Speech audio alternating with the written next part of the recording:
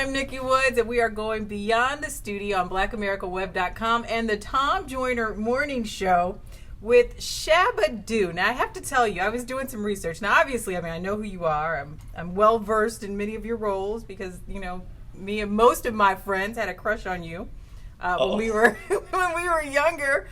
But I was reading a lot about your role, Ozone, in the 1984 hit Breakin. And do you know that they now title it a cult movie? That it has become so legendary that it's considered a cult movie, which is good. Yeah, it is. It is. It's been elevated to, in some areas, to this kind of almost mythological level. So it's wonderful.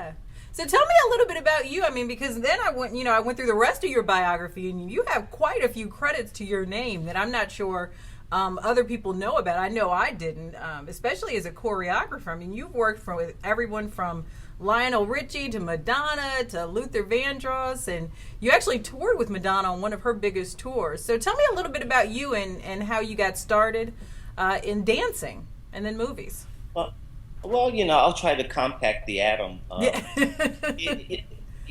like to state this right off is, I've been extremely fortunate in my life. I've been living a fairy tale life. It wasn't supposed to really turn out this way, but it did.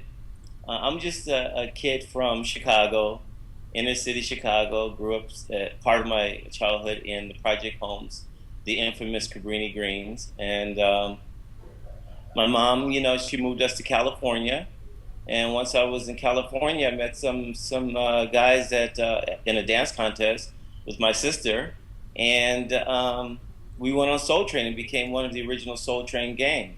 And from there, I became one of the original Lockers, founding members of the Lockers that revolutionized dance in the world. Absolutely, along with Fred Rerun Barry, which is Yeah. We called him Mr. Penguin. Mr. Penguin? Mr. Penguin, because he used to waddle. Oh, okay. And so he was known as Mr. Penguin, aka Rerun Fred Barry. Yeah.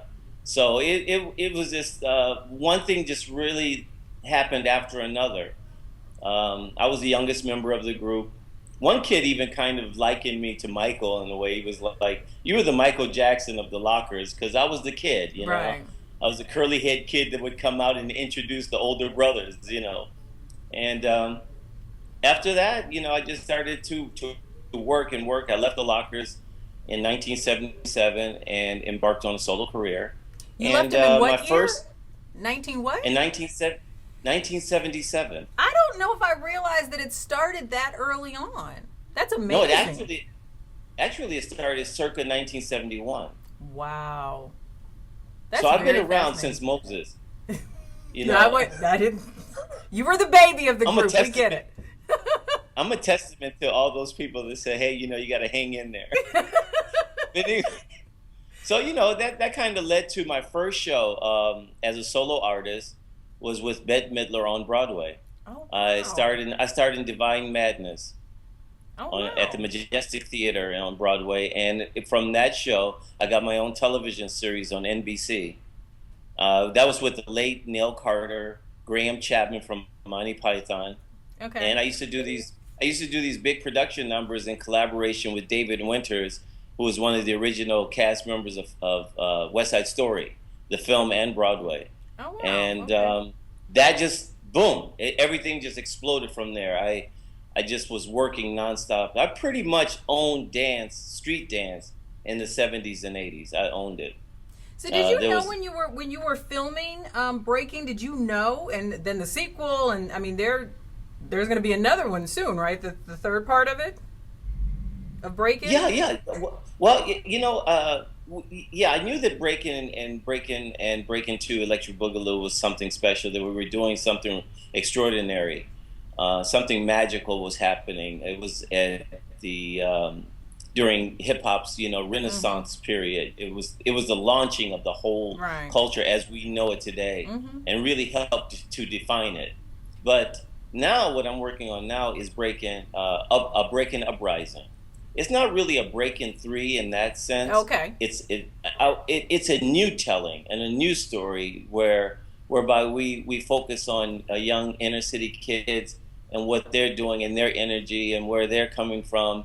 And I kind of play this old sage. I'm a director, choreographer in the film, and it's going to be some really interesting surprises in the picture. I've taken some pretty daring moves, in the screenplay. I've written the screenplay. Oh, wow. I don't know if you know, but I graduated from AFI, so I'm a filmmaker. So that's what I focus on: telling stories, real stories, not the cartoon kind of step up movies and those kinds of things. Those are cartoony. When was the last time you went to a coffee shop and you saw dancers just suddenly start dancing on tables?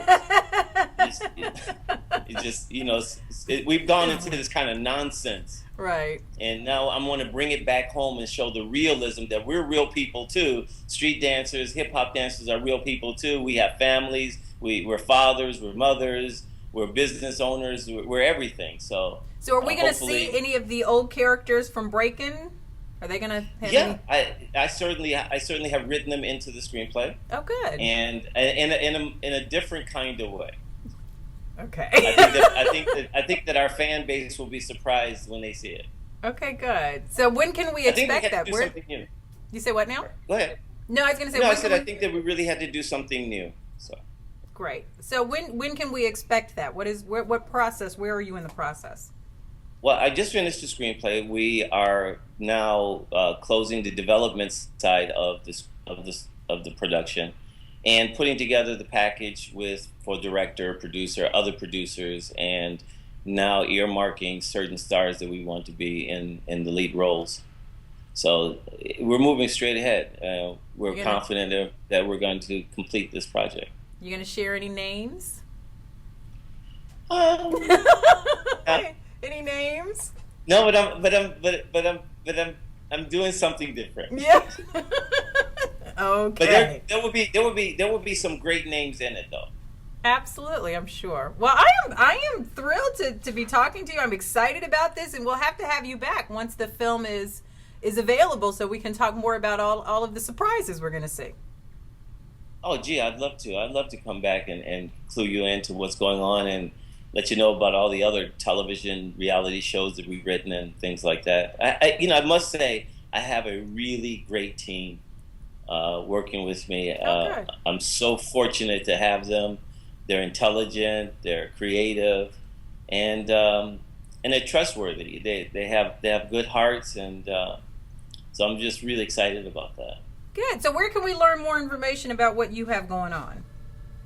Well, you can contact me on Facebook. I'm on all the social networks, so I'm on Facebook as Shabba Doo. You'll see Shabba space Doo. That's SHABBA. Then there's a space, capital DOO. Okay. You can see me you can catch me on Twitter, and that's Shabba _ Doo on Twitter. So there's a Facebook page, a like page for the film. You can read about it on Facebook as well. Awesome. Well, I will tweet you once this video is up so you can share it among your social networks. But it's been really lovely talking, and I'm serious. We'll have to have you back when the movie is out. Oh, wonderful. It's so nice to meet you. Nice. Thank you so much. It's nice to meet you, too. I can go brag to all my girlfriends now. Me, too. Yeah. Shabba Doo, we've gone beyond the studio on BlackAmericaWeb.com and the Tom Joyner Morning Show. Thank you.